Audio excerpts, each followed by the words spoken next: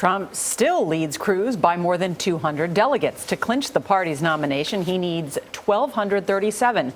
If no one has that many delegates when the Republican convention begins in July, then anything could happen. Julianna Goldman in Washington is going to show us how this contested convention would benefit a candidate who knows the rules. Julianna, good morning.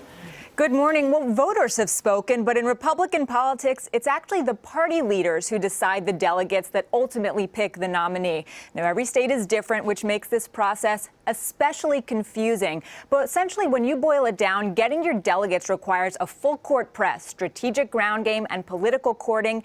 And when it comes to this fight, Donald Trump has found himself with one hand tied behind his back. Donald Trump slate right here.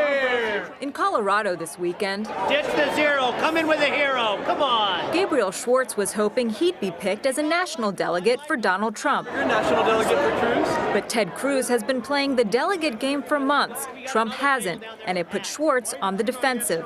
You gave up on this state, didn't you?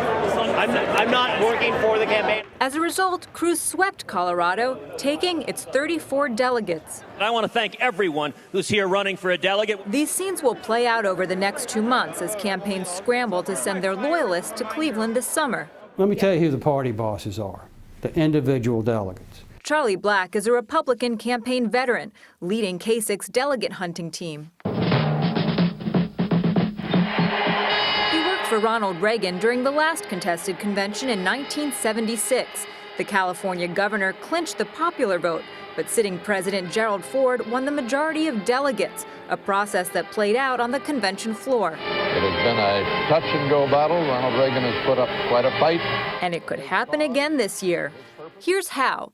Once the national delegates are chosen, each campaign will let loose the delegate hunters. Think mini detectives tasked with wooing delegates. They are trying to find out what the motivations are of all, 2,200 delegates. GOP strategist Rick Davis worked for Reagan's 1984 convention.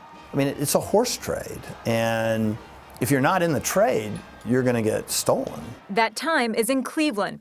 Most delegates are bound for the first vote. If no candidate gets the majority, most of the delegates become free agents for the second vote, or until they hit that magic 1237 number. Is that when, all hell breaks loose? Yeah, I think all hell breaks loose. And that's when the spade work that's been done pays off. Number 19 on the ballot. Bring on the wheeling and dealing. There'll be a lot of ambassadorships given out on the floor of that convention.